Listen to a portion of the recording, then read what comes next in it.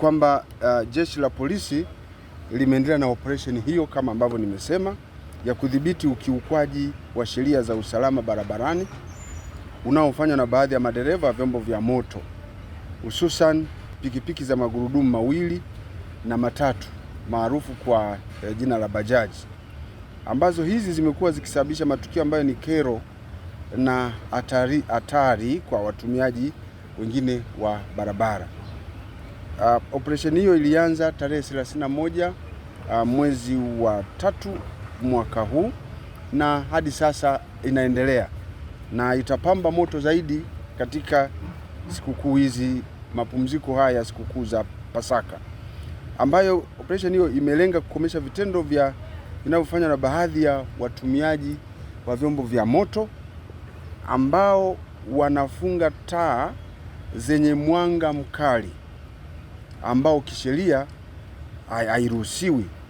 Taa hizo zenye mwanga mkali zimekuwa zikiwaumiza macho watumiaji wengine wa barabara, hivyo kuhatarisha maisha yao wanapoendesha vyombo vyao vya moto, kwa sababu kunatokea kwa uwezekano mkubwa sana wa kupata ajali, kwa sababu ule mwanga unaathiri macho kwa watumiaji wengine wa barabara, na hivyo watu kuyumba na wakati mwingine kupata ajali ambazo zingeweza kuzuilika.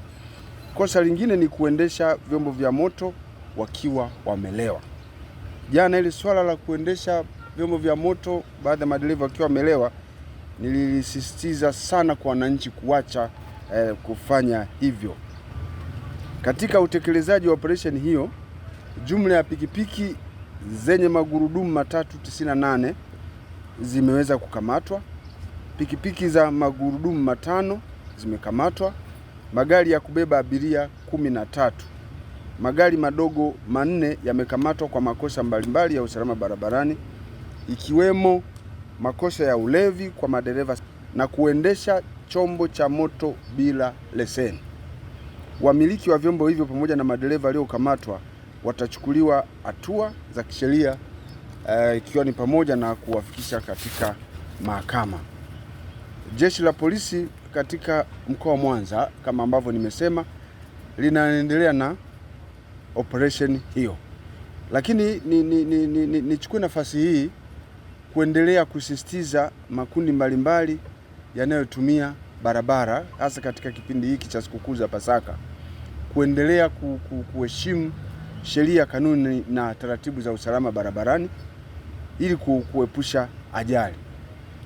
Nimesema katika kuhakikisha kwamba sheria hizo zinatekelezwa ipasavyo, tumeongeza idadi kubwa ya askari barabarani, ambao askari hawa kazi yao kubwa itakuwa ni kuchukua hatua.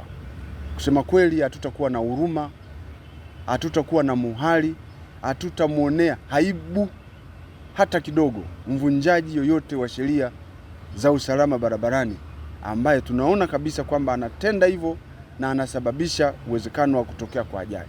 Kusema kweli, tutakuwa wakali sana kwenye hilo eneo.